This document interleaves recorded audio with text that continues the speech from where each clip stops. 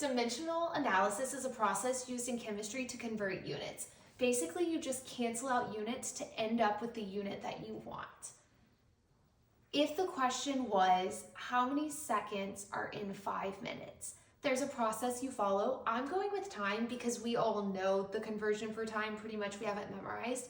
You can do this with anything. All that you need is the conversion factor. And you would follow these steps every time. Step 1, start with whatever the problem gave you. In the problem, they gave us 5 minutes. So you're gonna start with what they gave you over 1.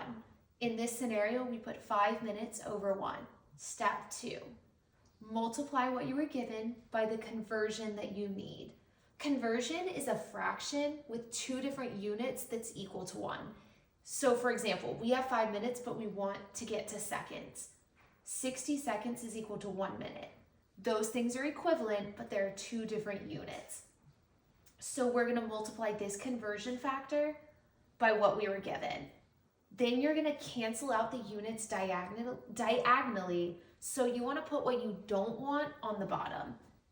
5 minutes over 1, which is what we were given, times 60 seconds over 1 minute, which was our conversion factor, and then you're gonna multiply all the way across. If you look here, you see that minutes canceled out with minutes. That's what I mean by cancel them out diagonally. You had minutes on the top and minutes on the bottom, so you're able to cancel those 2 things out. Then you're left with just seconds, which was the unit that you want. 5 times 60 is equal to 300. Your minutes canceled out. You take that unit over here. 300 seconds would be the answer to the first problem. Now, that is a really simplified version. Let's go with when there are 2 steps.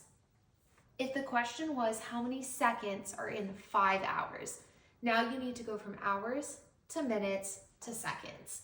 So start with what you were given, 5 hours over 1. Then you need to get rid of those hours. You know you don't want hours in your answer. So you need to get rid of hours down here. 60 minutes is equal to 1 hour. So you can cross out the hours and you have 60 minutes. You're still trying to get to seconds. So you need to get rid of minutes. 1 minute is equal to 60 seconds. So now on the top, you're only left with seconds because you were able to cross out the hours and minutes. You're gonna multiply straight across.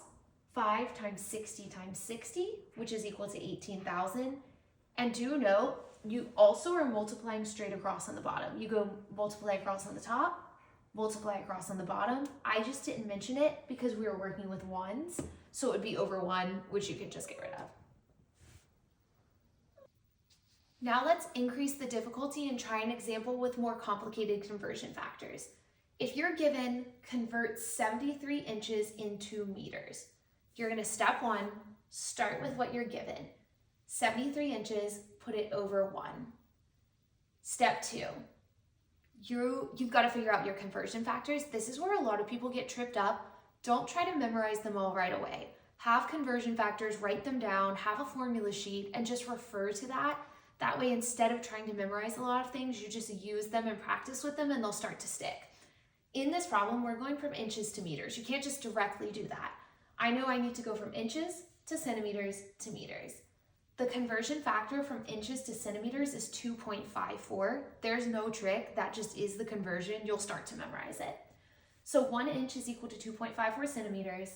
1 meter is equal to 100 centimeters. I use the King Henry died drinking chocolate milk mnemonic. That helps me. I can count over and I know 2 zeros from centimeters to meters. Whatever works for you. You also, again, can just look it up for now. So start with what you're given over 1. Find your conversion factors, formula sheet, or look them up. And then you need to place your units so that you can cancel them out diagonally to end up with what you want. What we want in this answer is meters. So 73 inches over 1, that's what we were given. Now we know we want to get rid of inches, so it was on the top. This time it has to be on the bottom. So come up here, here's 1 inch in centimeters. You want to get rid of it, put 1 inch on the bottom. So 2.54 centimeters has to be on the top. Now, you want your answer in meters, so now you need to get rid of centimeters. It was on the top, now you need to put it on the bottom. 100 centimeters is equal to 1 meter, and inches are crossed out, centimeters are crossed out. That means at the end of this problem, you're going to be left with meters. verify that's what you wanted, you are good. Once you get there and you have all your conversion factors, you're gonna multiply all the way across the top and all the way across the bottom. This example is a little bit different because last time we had all ones on the bottom. This time you are gonna have 100, so make sure you pay attention to numbers on the bottom. You're gonna multiply across the top, multiply across the bottom, and then divide those two numbers. Make sure you don't lose your units in this step. You have the meters left over once you cross everything out. That's what you want. So just make sure your answer includes the units. 73 times 2.54 times 1, 185.42. 1 times 1 times 100 is going to be 100. You divide 185.42 by 100, and you end with 1.8542 meters. That meters is from here. We kept it. That's your unit. That's what the question wanted. There you have it.